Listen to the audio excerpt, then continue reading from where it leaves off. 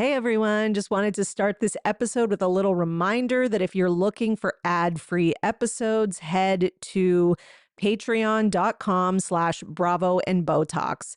You will get all my monthly episodes, 4 weeks of Bravo Weekly News every month for $3 US. Okay. And there will be absolutely no ads. And I put timestamps in there as well. So if you're interested, check that out. And thank you again, as usual, for supporting the show. Make sure that you rate, review, and subscribe. And enjoy today's episode. Welcome to the Bravo Papers, a safe space for all us Bravo fans who love to analyze, deconstruct, and talk about our favorite Bravo shows ad nauseum. So join me, Bravo and Botox, and we'll catch up on all the Bravo news and read way too much into our favorite shows and Bravo celebrities.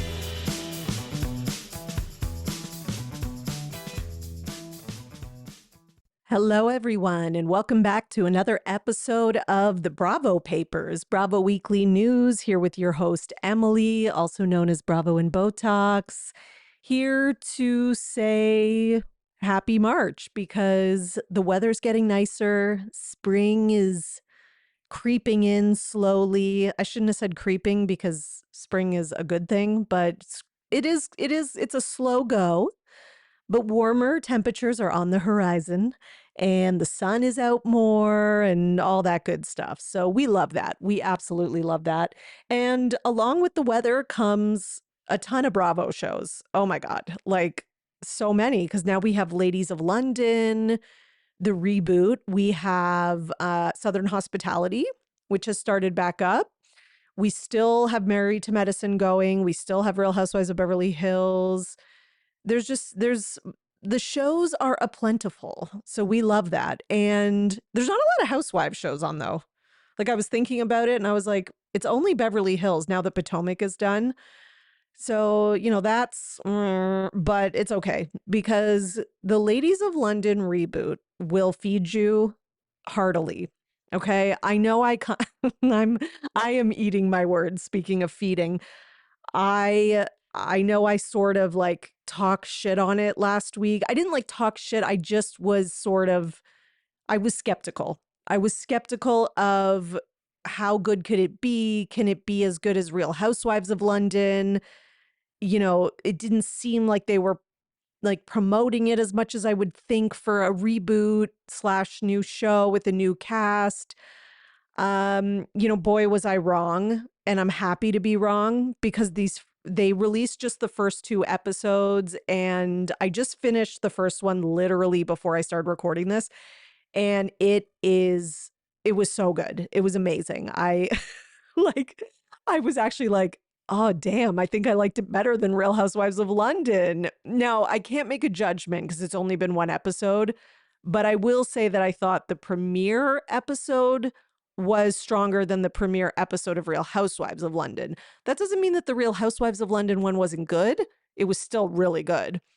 This one was just really, really good. Just like they just did such a good job, I think, with the casting. And that was the part that I was kind of worried about because I was sort of like, how many like crazy ladies live in London? But, apparently a lot. So this was, yeah. So this cast is really strong. And, I've heard a rumor that like someone quits this season, like in the middle of filming. I don't know if that's true. I've only watched the first episode and I didn't like get to the preview for the second episode. And like, anyways, I've heard that there's all sorts of crazy things that happen this season. So yeah, I'm looking forward to finishing up this recording so I can eat dinner and watch the second episode because it's going to be good. Okay, so on that note, let's get into some news, which we had, like I said, we've got news. There's no doubt about that. So I want to start with Summer House because, Summer House has been just driving everybody crazy on social media. And I'm sure you all know what I'm going to say. The rumor of have West and Amanda been hooking up? Okay, so let's talk about kind of what we know and what we don't know. And I've had some people DM me and be like, "Do you think this is true?" etc. Here's what I'm going to say to start. I would not be like completely shook if it was true. I'll be shocked, but it wouldn't be like, I don't know. And not because like it's not shocking, but I think just because, Scandival and, you know, I hate to bring serious real news into things, but like the Epstein files, but like literally I feel like I'm at the point where humanity just cannot shock me with their bad behavior anymore. And that's sad. It's really sad. But, and I'm not comparing the Epstein files to this, obviously. I'm just saying that we have been rocked with such intense, insane news lately that, something as dumb as like, did Amanda and West make out? Could they, would they, you know, on a bench, whatever? It's like, oh, yeah, like stranger things have happened and human beings have done far worse things. So it could happen. Okay. Now, I know that's kind of like a cop out answer because it's like, well, of course, anything could happen. But do I believe it's actually a possibility? I do. And I'm going to explain later why I do. Okay. So the rumor basically started with, Amanda, this is from Dumois. Okay. Sneaky link in the Hamptons. Amanda and West allegedly play handsy under Kyle's nose. Okay. So I'm going to read, that's the headline, but I'll read Dumois' caption. You might have already heard, because word's spreading, that Amanda Batula and West Wilson are allegedly hooking up. Why is everyone talking? Apparently, they're telling people. Sources say it's casual, and if you follow Sunday Spotted, you might have noticed West is seen with different women weekly in NYC. Still, at a recent event, they were openly flirty, allegedly even holding hands under the table with Kyle, Amanda's ex-husband, right there. Okay, so that was kind of the first thing that came out, and then um, you know, people were kind of calling BS on it a lot in the comments and in messages and things like that. And Dumois was sort of like, was really like doubling down, right? And then Dumois started kind of posting stories saying like she's heard from other, I don't know, just for lack of a better term, bloggers. I know, like internet people, TikTokers, whatever. That this is actually true. Okay, that they're getting DMs as well about this, and that eyewitnesses say they've seen this. They've seen them make out. They've seen them with the holding hands under the table, like the whole thing. Okay, and then I think and then West and Amanda are just like, la da da, like going on their merry way, posting their Instagram stories like everything is normal, while everyone on the internet is like, is this true? Is that, freaking out?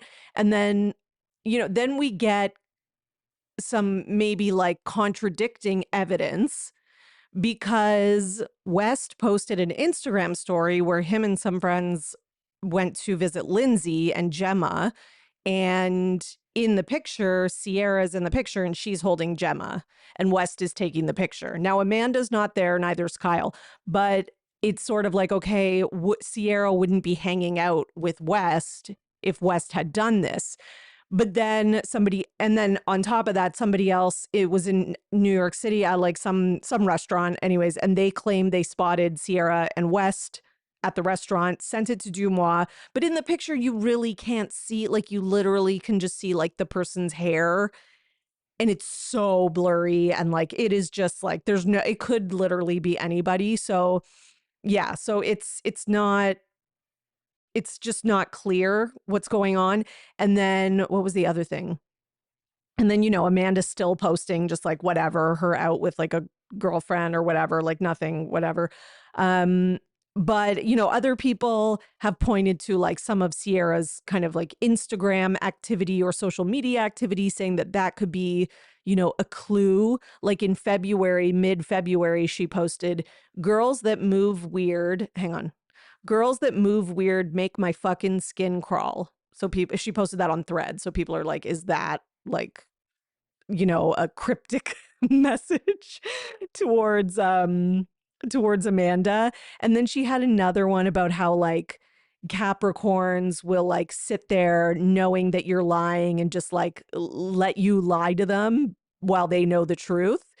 And people are like, ooh, is that a message? You know, like maybe she knows about this. And then other people are like, maybe she asked to make out. Maybe Amanda asked if she could make out with West and Sierra didn't care. I don't know. That is a scenario that I just can't buy into.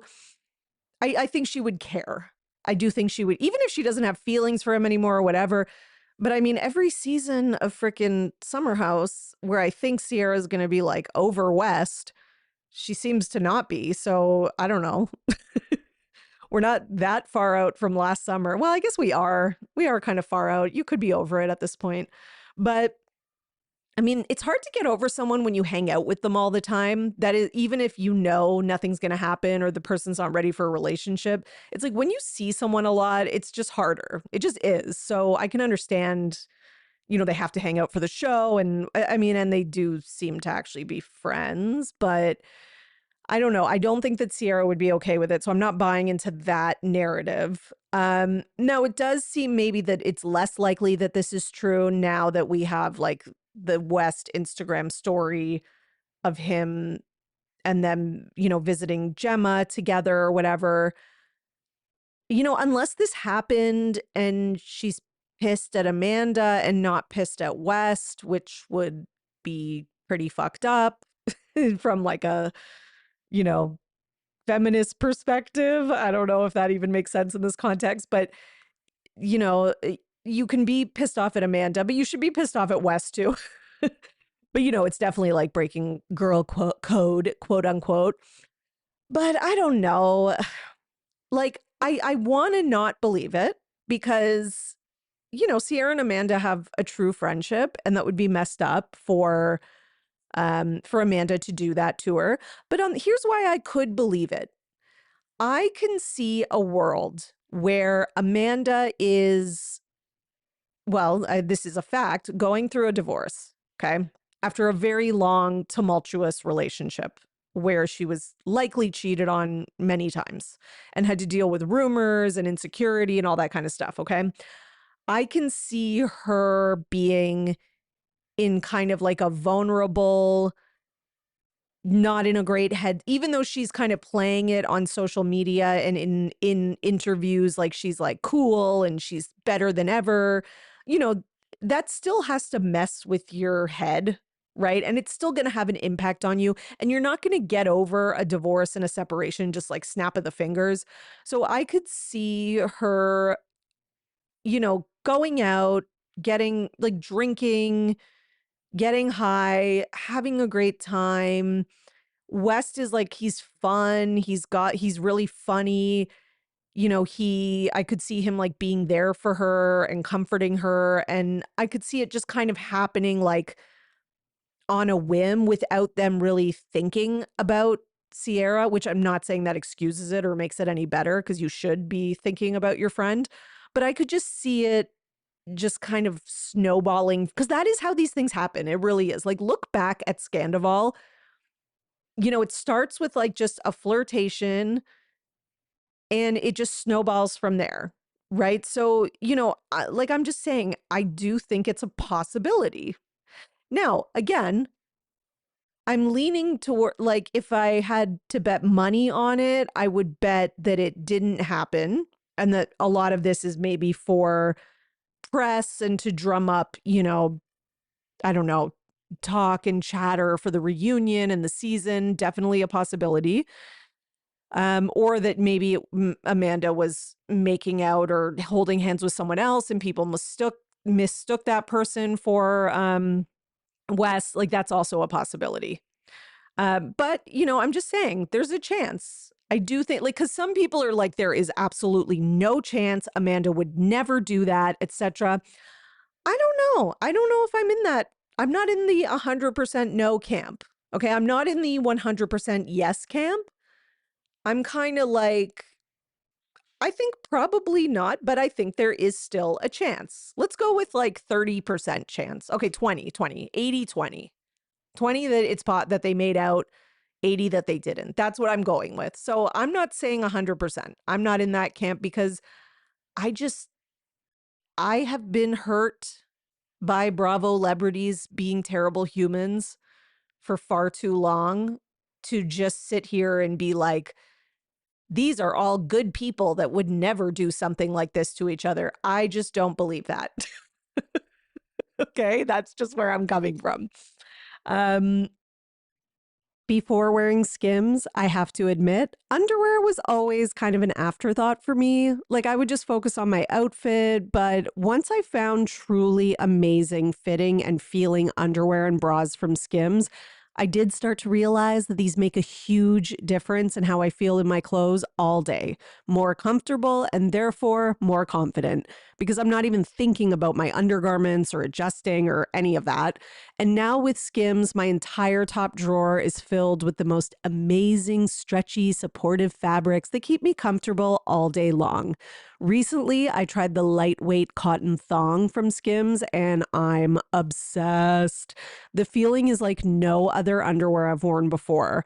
Thongs used to bother me so much throughout the day, but this fabric really just melts on my skin and like I forget I'm even wearing it. Everyone should experience this level of comfort in their life. So go run now. Shop my favorite bras and underwear at skims.com. After you place your order, be sure to let them know we sent you. Select podcast in the survey and be sure to select our show in the drop-down menu that follows. Spring is on the horizon, and it's time to refresh your space with Wayfair. They've got everything you need to organize, style, and decorate your home, all within your budget and style. One thing I've been trying to do is create a peaceful space in my bedroom where I can retreat, read, de-stress, and it's just so true that your space impacts how you feel and your mental health. I added a beautiful accent cabinet that I got on Wayfair to my bedroom space. It has these gorgeous glass doors and a drawer underneath for important documents. I put books in it, flowers, a candle, and it just really suits the traditional style that I'm going for in the bedroom. Now, the space I needed it for was a very particular size, but that's why I love Wayfair, because you can shop by the height and width that you need and the style and color. So the accent cabinet is perfect for the space, right color, and it goes with the aesthetic of the room. So find furniture, decor, and essentials that fit your unique style and budget. Head to wayfair.com right now to shop all things home. That's WAYFAIR.com. Wayfair, every style, every home. I also think that, I don't know, maybe unpopular opinion. I've always held this opinion. I continue to hold it. I have never thought that Amanda, Paige, and Sierra were girls, and I still don't really think they are. I know they have talked about how they are ever since that season where they came after Lindsay, and brought up her miscarriage, and it was more Amanda and Paige with that. But they have displayed actions consistently that are not, like, although they like to talk the talk and say they're girls and talk tough, a lot of their actions actually contradict that. Okay. And Amanda and Paige, I think, are the worst offenders of the three of them. So I'm just saying, now that being said, although I don't always see them as like the biggest girls, I do think that they are loyal to their friends. And I actually think that's kind of their downfall, is that they're kind of like, they kind of sit back and are okay with when shitty things are happening to women that aren't in their close friend group. But then when it's someone in their little threesome clique, then all of a sudden they have a problem with it. So that does kind of contradict what I just said, because Amanda is in Sierra's little clique. So I don't know. I'm sticking with the 80-20, guys. That's what I'm sticking with. Okay. So in still summer house news. Okay, let me go back. Let me go back to my folder. Okay. Amanda did this like big cover story with Marie Claire. She looks fantastic, by the way. It's called, Girl Who Is Going to Be Okay. And they did like an exclusive interview. So I just pulled some of the quotes and parts of it that I think are actually interesting to talk about that aren't just like fluff, So she says that basically for now, while I heal, I just want to flirt and make out, to be taken out on dates and enjoy just being hot and happy. I'll find a husband later down the road, or maybe not. Do you want to flirt and make out with West? That is what we're asking. No, I'm just kidding. Okay. She says, I moved out in November. We were separated, but agreed not to see other people. The plan was to date each other, work on our relationship, and take some space. But that space made us realize that the separation should be permanent.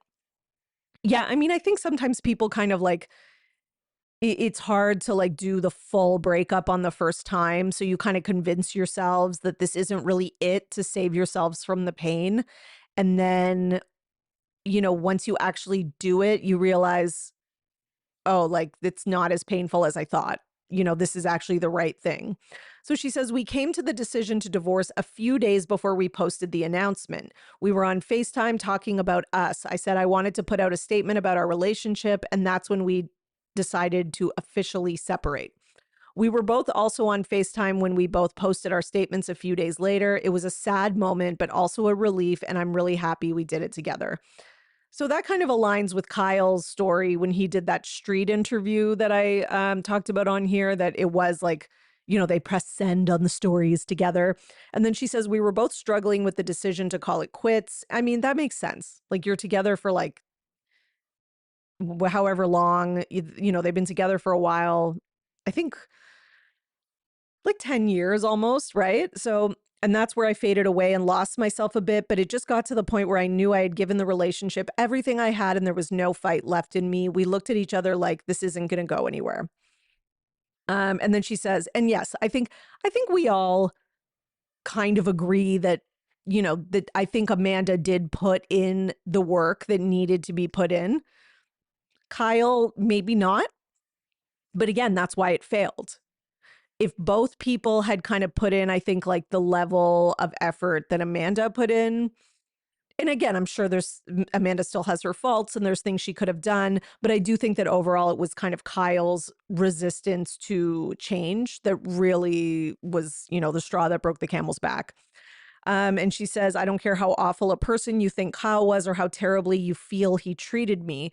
To attack him when he's also going through the separation while he's also dealing with the pain and the fallout of the relationship. Don't beat a man when he's down. We still love each other very much. I mean, you can't go on the show. Sorry. Okay. You can't go on the show and bitch at Kyle and talk about how terrible he is for like the first 3 episodes of the season and point out and then be like, guys, don't go on social media and say things that are bad about him. Like, come on, Amanda. See, this is part of the problem. You need to stand in it a bit. And I'm sorry if Kyle, like, I agree. I don't want Kyle or somebody to get beat when they're already down low, but it's just not realistic. Okay. If this is your storyline for the season, which it clearly is, it's kind of like, what do you want us to do? Then we have to just not talk about it because Kyle is terrible in this marriage in like almost every scene so far this season. So it's either, so we just can't talk about the show is what you're saying, pretty much like a major storyline on the show. It's just not realistic. I'm sorry. Kyle's just going to have to put his big boy pants on and deal with it. I mean, that's it. Okay. Okay, what else do we have? I think, oh yeah, there's one other thing that she says here. She says it was like him being, attacked online and stuff. That she says it was a huge fear of mine when we separated that he was going to get this treatment. It also stopped me from calling it quits on our relationship earlier because I don't want people to attack, hurt, or villainize him. Okay, well, don't, okay. Don't blame the audience for you not getting a divorce. Like that's, we also didn't force you to put your relationship on TV. You could have quit the show at any time. You could have left the show. You both are choosing a reality TV career life. So like, I'm sorry, I'm not going to like buy into this. She says, I don't want people to attack, hurt, or villainize him. He's not a bad person. We are 2 people who couldn't make it work. It's unfortunate, but he doesn't deserve the hate he's getting. I mean, I'll be the judge of that. No, I'm just joking. He doesn't deserve threats. I just want to clarify. He doesn't deserve threats, people sending him direct messages, people, the crazies online who will be like, say something really egregious or like over the top, of course. But people just discussing the show and being like, Kyle acted like an asshole in this scene. Like, we're allowed to do that, okay? Um, and then he says, let me hate that man. He doesn't need the entire internet doing it. Okay, fair enough. Now, on that note, Kyle has started another business. So I guess he's not that bothered. I guess the backlash isn't that bad because he thinks he can do another business. So he posted, it's happening. Follow at Kyle's Midnight Munchies. Okay. I guess he's capitalizing on his drunk night eating. So I don't know. I guess he's a true entrepreneur, as they say. So he has an Instagram account. C is for cookie. Professional snacker, follow at your own risk. And it's like a picture of him in the profile holding a cookie. So I guess he's starting like a cookie company. Way to steal Maya's business, who used to be on the show. Just saying. Not that like being a cookie baker connoisseur is so like, crazy and like she was the first person to invent that. I'm just saying. What I see when I think of Kyle late night snacking, I more think of muffins. But I guess that's because the most recent episode where he was doing that was the muffin, where he ate the entire muffin. But I don't know. I just found that one to be like especially funny. But what he should do is go through all the seasons and find all the funniest ones that he ate and literally make those into a business. Do I think this is going to be more successful than Loverboy? No, I don't. I think you're choosing yet another thing that is like an oversaturated market, just like spritzers were. Not that Kyle was like he was kind of like right in a good time for that, but I do think that Loverboy being so associated with Kyle in the show was actually kind of a downfall for it. Because, the more he behaved badly on the show, the more people associated with him and didn't want to buy it. I'm sure it kind of both helped and hurt it in some ways. So I don't know. I don't know if this is a great idea, but Kyle's gonna Kyle. Okay, let's go to some news involving Miss Lindsay Hubbard. So recently, Tom Sandoval was on Watch What Happens Live. I know you're not expecting maybe that, but this does relate to Lindsay. Okay. So he was on Watch What Happens Live, and Andy Cohen asked him about like basically what happened with that night at BravoCon where it was caught on camera that like it looked like you and Victoria, is it Victoria? That's his girlfriend, I think, were fighting or something like that. And like Lindsay came in and was like, intervening or getting mad at you guys or something like that. So this is what Tom Sandoval said. This was his side of the story, which we are taking with a huge grain of salt. We were having such a great night. We had just seen The Wizard of Oz at the Sphere. Victoria's having a very deep conversation. Oh, I'm sure.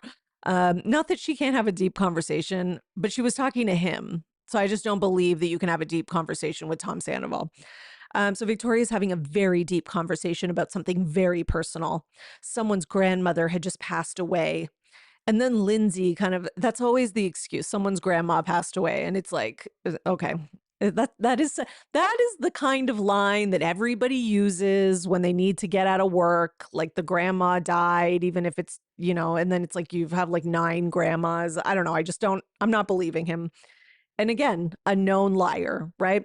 And then Lindsay kind of just comes up feeling herself and asks to speak to me. I don't think that she would do that. So you're in the hall talking to your girlfriend about someone's deceased grandmother, and Lindsay comes in to accost you and get like, it just doesn't make any sense.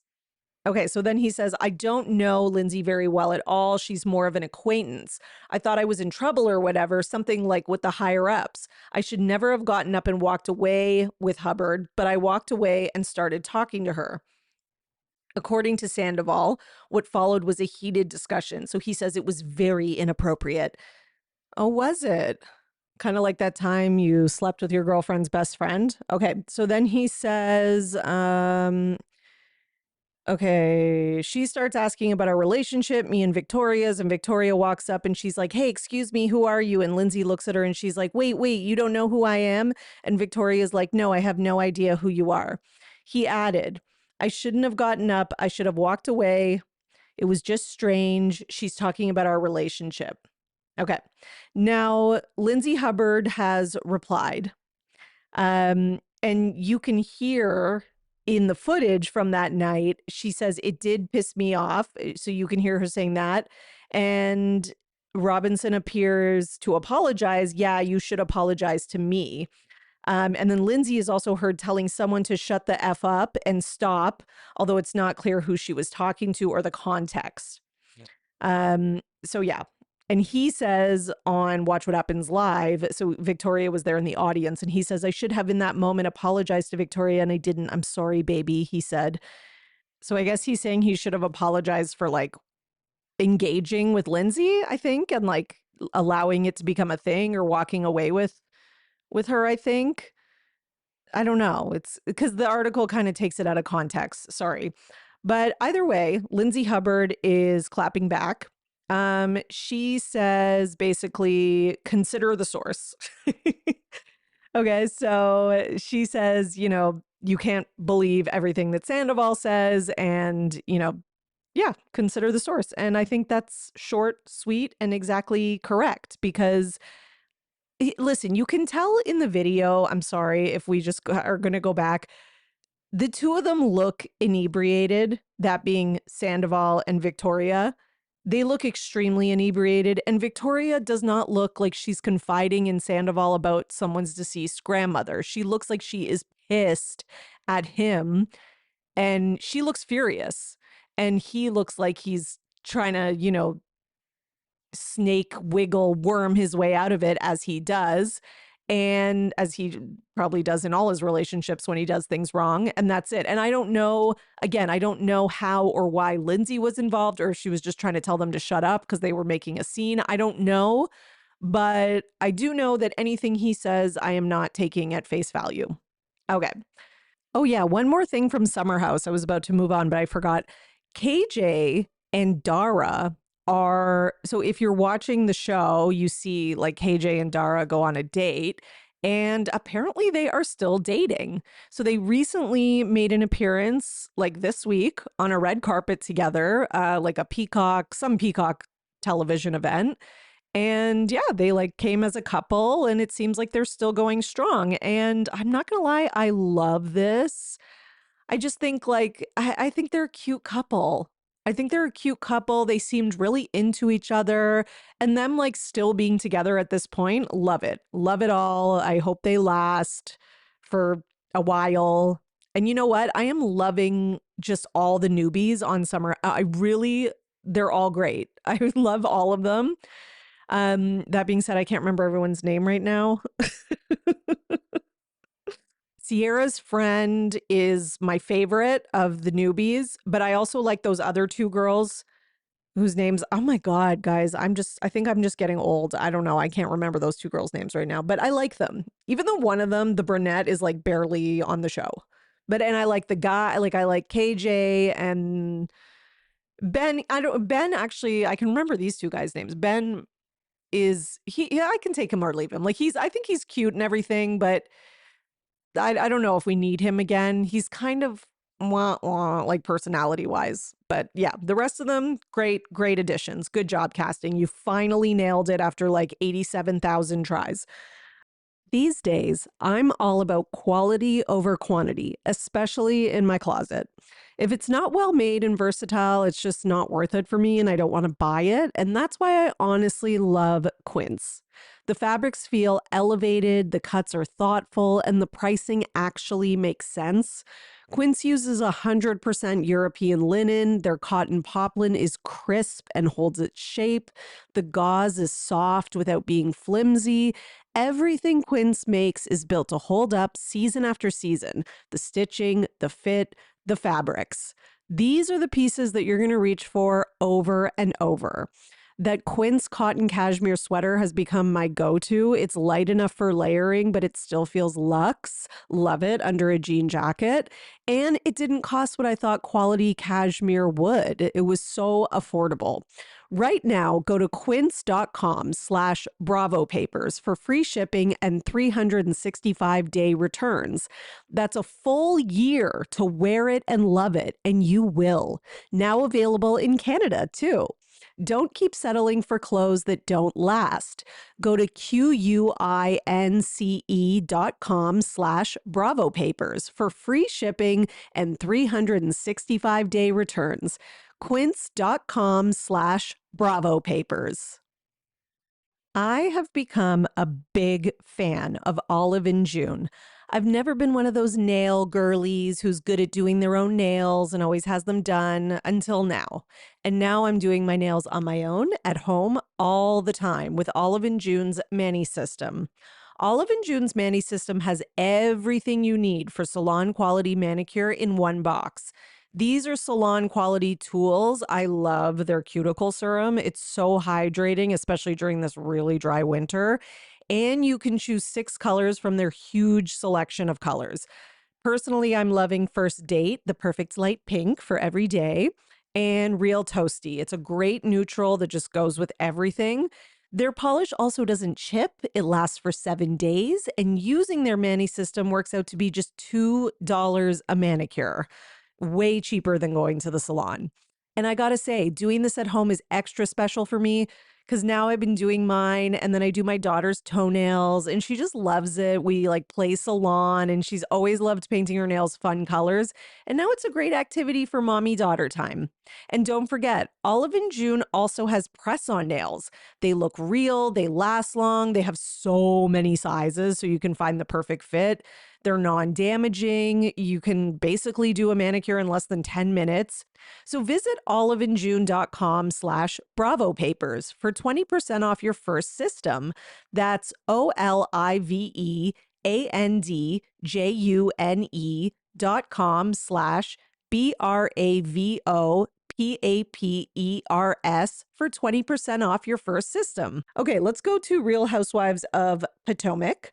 So if you watched the Real Housewives of Potomac reunion part 3, there was like supposed to be this big reveal of Monique playing this recording on her phone. And we were going to like allegedly find out that there was some evidence that Stacey was talking to Chris or whatever. And so Monique plays it and it's like, beep, like there's no, like we don't actually get to hear what it said. So it was just a big disappointment. And I'm annoyed that they even left it in. Like it just was so stupid.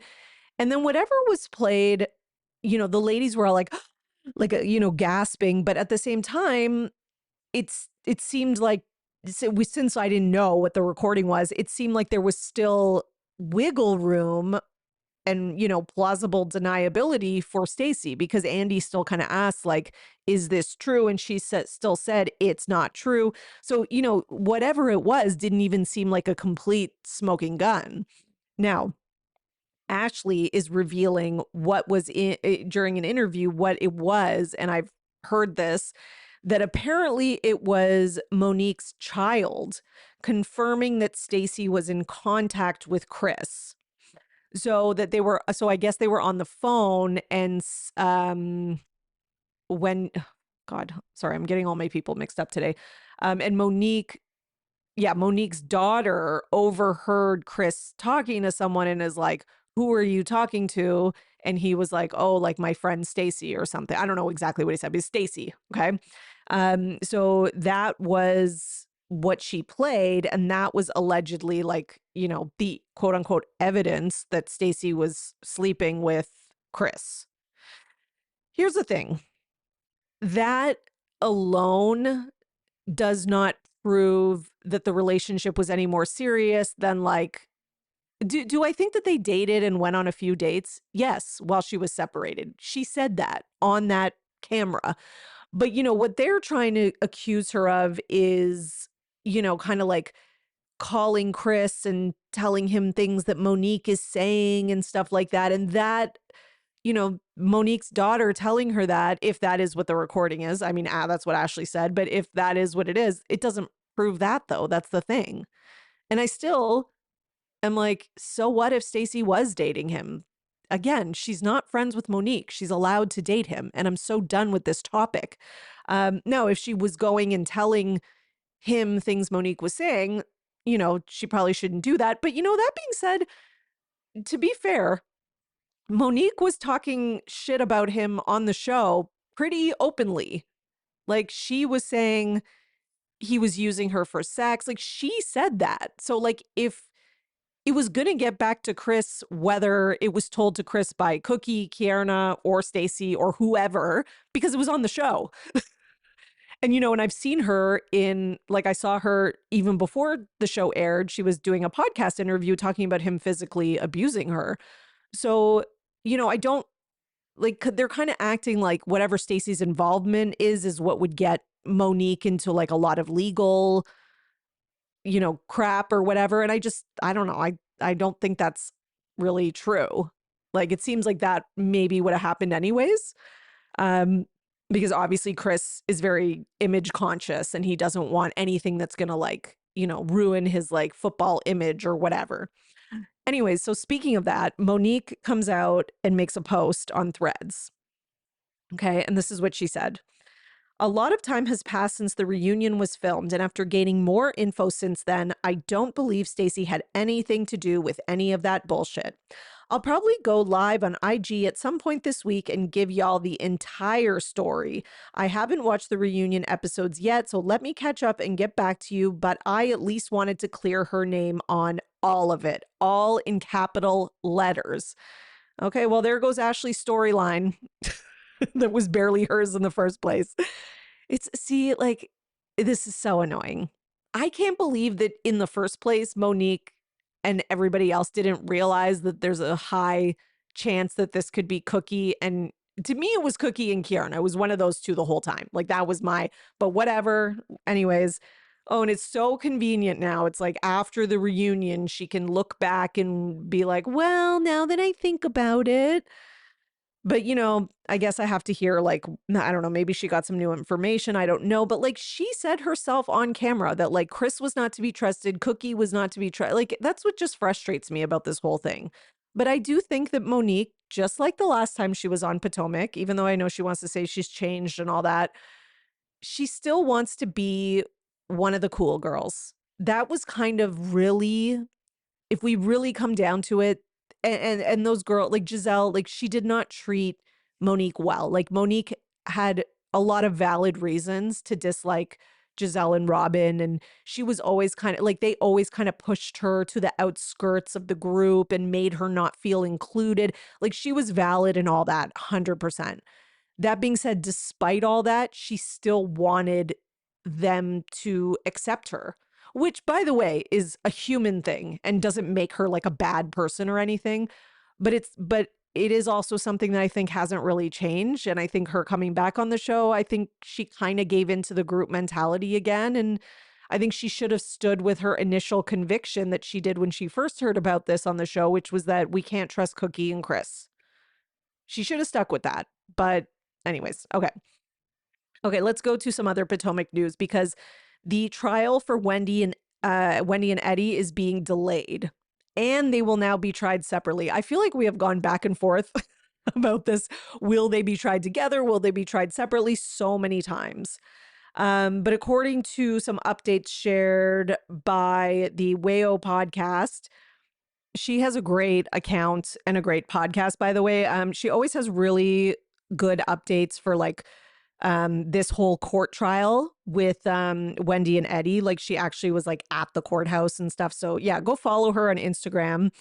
Hang on, let me just spell it out for you guys. WEIGO podcast. It's stands for what else is going on. I share her tweets a lot in my roundups too. She's very funny. So she was there and said, tweeted, Wendy and Eddie will no longer be tried together. Eddie waived his rights to a speedy trial, being tried within 180 days of being charged. There was extensive discovery, and he wants to take a deeper dive per the prosecution. Wendy, okay, I have to say something about that. Is waiving your right to a speedy trial, and I'm sure there's some lawyers out there listening who are like, you're an idiot, you don't know anything about law. And I would love for you to enlighten me.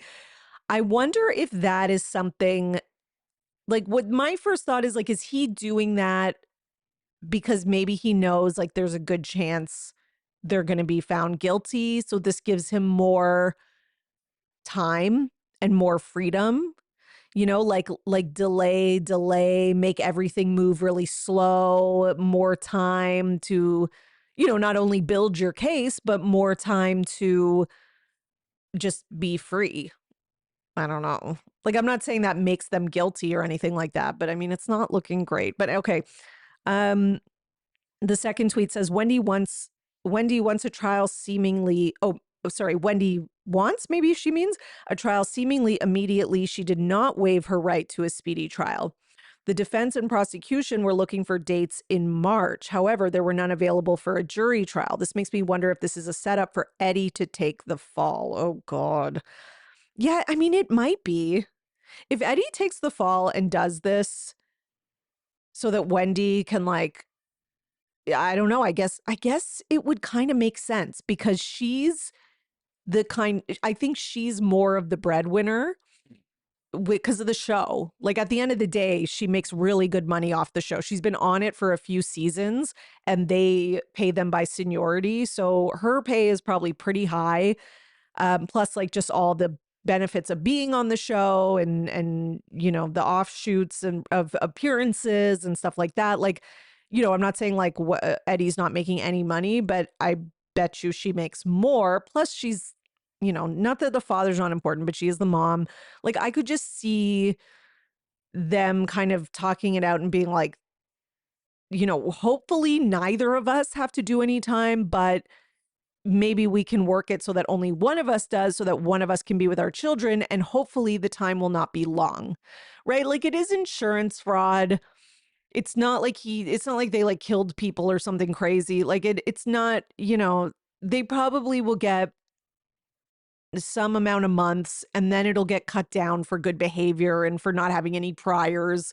So, I don't think that it's like the worst idea. Okay. So then more tweets from Wayo Podcast. Wendy said she will not be able to have a trial. Wendy will not be able to have a trial as quickly as she wanted. The original trial date for her would have been April 15th, 2026. Due to the trial schedule, it will unfortunately have to be pushed out until May. She was willing to go to trial before her status conferences. They are estimating that Wendy's trial and Eddie's trial will each run 4 days, with 1 day for the defense. Again, this is a current estimate. Okay. So that's our most recent update on that. I mean, let's get to it. Like, I know, I know this is their lives and very serious for them, but I gotta say, I'm dying to know what's going to happen with this. Okay, one last thing from Potomac, which is that Andy on his radio show is speaking out about why Karen sounded so funny at the reunion. So there's been a lot of chatter online about Karen's appearance on part 3 of the reunion. She sounded weird. Did she have something in her upper lip? Like it looked like she had, when you go and you get like dental work or something done and they stick that gauze or like whatever under your gums and it makes your gum look like poofed out. That's what it looked like. It looked like she had that under her top lip. And then some people were like, she seems drunk and, like, so people had all sorts of interpretations. I was like, my thought was, I mean, there's always a chance that she's not sober or clean, but I hope that she is. But that being said, my first thought was some kind of plastic surgery. So it does turn out that Andy asked her about it and she had just had new teeth. So she just got new teeth very soon before filming and that he had asked her about that and they talked about it, but it was actually cut. And I bet you they cut it on purpose. And because, exactly what they want. Speculation that Karen is drinking because she did kind of sound drunk and we don't know if she was drinking or if it's from the teeth, right? They're so messy. Like it's just, production being messy. Anyways, Andy said that he was bummed that they didn't leave that in. So yeah, that was, just to give you all a heads up. Might make you rethink your interpretation or not. We'll see.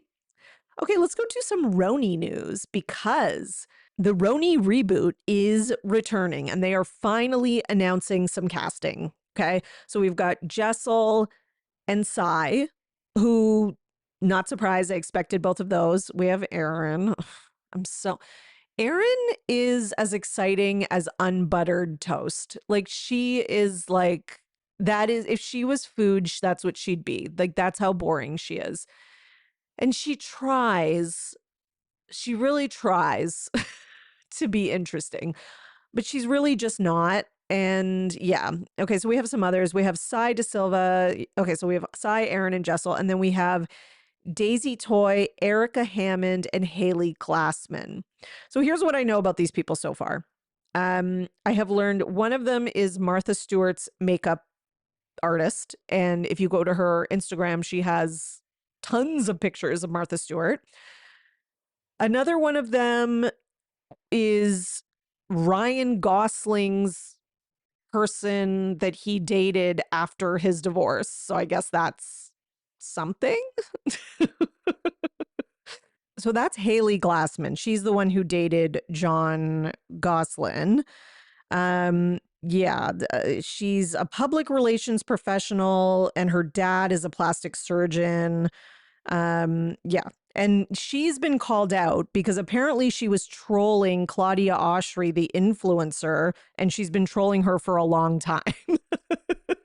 Which it's not funny because when you actually find out how she's been trolling her, it's been very like commenting on her body and the way she looks and what she eats. And so, yeah, she sounds like a terrible person. But that being said, maybe that means she's perfect for this TV show because let's be honest, a lot of them are terrible people.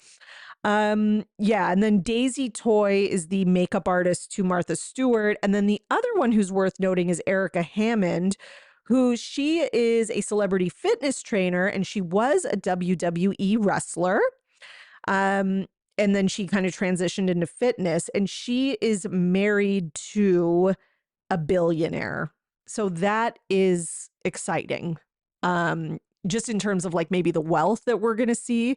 So she's married to Anchor Jane and he is worth $3.2 billion, like with a B, which is pretty wild. So I wonder if we'll see him on the show. That's crazy. He's the CEO of Bilt Rewards, a credit card debit company that rewards consumers on rent payments. Okay, interesting. All right, so those are some of our newbies. Now, the big news, though, that everyone is really talking about is Carol Radziwill returning as a friend of. It's hard for me to wrap my head around her being friends with any of these women because not that it matters that she's older than them, but it kind of does. She's in a different like New York. To me, she is. Maybe I'm wrong, but to me, she's in a different New York circle than a lot of these women. And I don't know, it just doesn't come off as authentic. It comes off as like they just needed something to get people watching. But like, I mean, Carol was like fine as a housewife, but like, let's not pretend that she was like a Dorinda or somebody who really brought the ratings in or something. Like, she had a little bit of cachet with the princess thing. But I mean, she was just kind of like, hey guys. Anyways, so she's back as a friend of. She wrote this in the comments on the Bravo TV Instagram. Well, Bravo fans, you have truly manifested this. Did people did people want this? I didn't want, again, maybe some people did. For me, I could take it or leave it. I'm not totally against it. I am somewhat against it because of the whole Epstein. Twice we've talked about Epstein this episode. Sorry, guys. But because of the Epstein, Ghislaine Maxwell connection. But you know what? Bring her back and let her face it. She needs to talk about it. And she needs to be very, how close. This is my biggest issue with her is that, there's lots of pictures of you and her. She had a picture of you in her apartment. There's a lot of sketchiness. So just address it and tell us what you know. You know, if you're in the files, a lot of people who are in the files aren't necessarily guilty of something, but they are mentioned in some way. So just address it and be transparent and honest about it. I think that's what she needs to do. And she needs to stop just kind of like trying to laugh it off with like sarcastic comments and tweets on social media. Anyway, so she said, I hope to live up to your expectations. I'm happy to join this amazing group of women to have some fun and make great TV. Stay tuned. And as always, thank you for your loyalty and support. Okay. So yeah, Carol's coming back. I guess I thought no one asked for it, but apparently, according to her, we manifested it. Okay. I don't know. Maybe she said that because of what's her name on Beverly Hills. Okay, in other news, let's talk about Beverly Hills actually. Because Rachel Zoe did a big cover spread story with Interview Magazine, and one of her questions or answers to a question or statement is kind of, causing a little drama online. So I guess they kind of gave her like a word and then you have to like say what you think. Okay. So they said assistance and she said triggering. I've had the best in the world who are like family, but it also goes the other way. It's the hardest job to fill always. And then Brad Goreski, who many of us know from either I know him from Fashion Police, but he was also on the Rachel Zoe project because he was her assistant. Okay. And he's also like a stylist. He's also Canadian, by the way, shout out.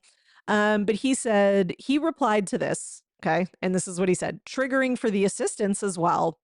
Taylor, Jill, Jordan, Tara, me, ... Okay. I love it. I love Rachel Zoe having some drama and mess. Not that she hasn't this season because of like her divorce and all that kind of stuff, but I just love it being like something more petty. And I don't know, I kind of hope this gets brought up on the show next season. See, we need someone really messy who will bring this up. I don't know if we have anyone right now who will, but I don't know. That's my issue with this cast. I have no faith in them to do the work that they need to do. Okay. In other Beverly Hills news, Andy Cohen denies the rumor, okay, because this is something that Lisa Rinna said, I think in her book, that she was offered $1 million to return to RHOBH. Andy denies that. He says she's probably never coming back to the show and that is not true. Okay. So this is kind of like, who do you want to believe? Because it really could go either way. I can see Lisa Rinna lying about it or exaggerating how much they were going to, like maybe it was like 900,000, but saying $1 million sounds better. I don't know. But Andy could also lie about it because he doesn't want them to look desperate. And he knows that the fans wanted her gone that season, so he doesn't want to admit that they would offer. So this one could go either way. Now in Traitors news, kind of good offshoot here because of Lisa Rinna, there's this article that is really causing a stir online. Okay, so there's this Vulture article written by Joe Reed, Joe. And basically it says that we need to ban the housewives from the Traitors. So it says the Traitors needs to ban housewives. And it says, unleash until they stop crying about being betrayed in a game where betrayal is literally the title. Okay. Okay. I think that this is dripping in misogyny because we have had other people on the Traitors who've been upset about being, out traitored and who've gotten upset about who have not been housewives. That is kind of part of the game. Like if nobody cared when they got betrayed and nobody like cared about winning, because part of winning is, not getting betrayed or trying not to and trying to figure it out. Like that just means you're like emotionally invested in the game and there's nothing wrong with that. And also part of the show is dissecting it and overanalyzing it and, calling into question the way that other people play the game. And I think that, Lisa and Candace were calling into question the way that Rob went about it. And I think that's kind of all part of the entertainment value of the show. To me, the people who are really being whiny, baby, annoying is the game player people. Okay, the straight white men gamer guys who just want the whole show to be, we're only allowed to talk about strategy and nothing else, who are so short-sighted that they can't see that actually like social, emotional intelligence and relationships actually have a huge role in this game, because your ability to connect to people and do that is part of what can make you win or not win. It's not, that is part of strategy, and emotions do come into it because this is a game with people interacting and trying to read one another. Like, it's just, let us talk about the strategy and the game, and let us also talk about the emotional, interpersonal side of it as well. And you're allowed to be annoyed. Like, I don't think Lisa or Candace got, like, neither of them had hissy fits. Neither of them were like screaming and yelling. Like, they had a discussion at the reunion. I think it was pretty even keeled and level headed about Rob's strategy and gameplay. And they discussed it back and forth. Like, there was no, you know what I mean? Like, the only person who I really recall at the reunion being a little out of pocket, I think, was Rappaport. So why aren't we talking about him? Like, it's like, I don't know. I just think that this is, again, it's just misogyny and trying to blame it all on housewives. So that's my rant. Joe Reed can shut up. So Lisa Rinna replied and said, oof, he's so angry. Somebody retweeted it and said, does misogyny ever take a break? And Candace said, no, it does not. Bravo Andy said, shut it. And Dorinda Medley said, read the comments and the room. Love it. And they should. Okay. Okay. We have a little bit of Salt Lake City news. So apparently the cameras for the season have started rolling without Mary, of course. And they have filmed their first group scene. This is according to TMZ. So apparently they filmed this at one of the women's homes.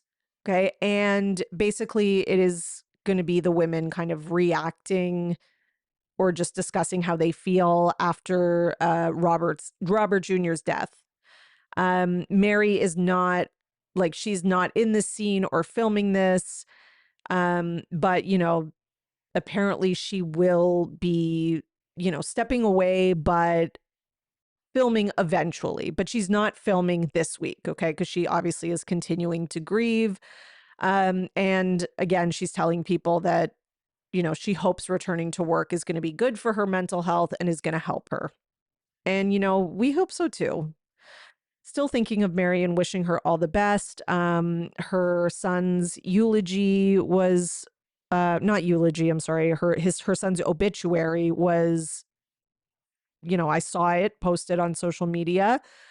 And it's really beautiful. So if you get a chance to read it, you can. I shared it, but you can definitely find it. So yeah, wishing Mary, all the best. Prayers and thoughts, of course. Okay, let's talk about some Valley Persian style news. So they wrapped up their first season, which I loved. The breakout star of the season for me was Sky. I know a lot of people don't like her, but she is so entertaining. Like, she's a good villain. She is a rare villain, in that she says what she thinks and she doesn't really edit it. And she's very direct and blunt. And I think she's a fantastic villain. Love her on the show. She's hilarious. Is she wrong a lot of the time? Absolutely. Is she out of pocket a lot of the time? Absolutely. Is she hilarious also without trying to be? Also, yes. I like her husband too. I like both of them. To me, they're my favorites. Okay. So anyway, so she did an interview and with All About the Real Housewives podcast. And she basically backs up Tommy when it comes to setting boundaries with Reza and says that she understands boundary and self-respect and makes it clear that just saying sorry doesn't always undo the damage. I mean, she's right. And I'm sorry, but like, this is one of those casts, like MJ, Reza, and Gigi. Like, let's stop pretending that these are like good people and that Sky is like, the villain in like amongst angels. Like they're not good people. They're just not. I'm sorry. Like MJ's probably little better than Gigi and Reza, but are they very entertaining though? Yes. Do I enjoy watching them? Yes. Now, Talene and them, she seems nice and everything, but they made up at the end, and I thought it was really sweet, and I like them. But anyways, so they posted kind of a clip from the interview all about the Real Housewives, and Sky also commented and wrote, um, you know, a fairly long comment. So she wrote, "It's disturbing to watch grown adults behave this way, chasing negative attention, invading privacy, and calling it strength." Well, I mean, what show did you think you were coming on, though, Sky? Bullying isn't power, it's insecurity looking for an audience. And this message isn't just for the person doing it, it's also for the ones promoting and amplifying it. Supporting ugliness makes you part of it. If you reward toxic behavior, you help it grow. I won't tolerate it. I stand for hard work, integrity, and protecting your peace. To the younger generation, never let anyone shame you for building your life. Stay focused, stay strong, and never confuse loud negativity with real power. See, this is a fantastic reality star. Like, she has made this dumb fight with Reza and all that in like, she's made it out like it's about all these bigger, moral conquests or something, when it's really not. And so she's taken something small and made it so big too. And then she's like, let me give advice to the younger generations. Like this, yeah, she is what we need on TV, okay?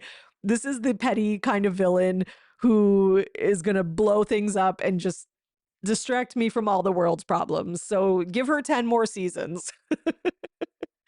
I just think she's hilarious. I can't. I think her husband's hilarious without trying. I just think they're hilarious. Okay.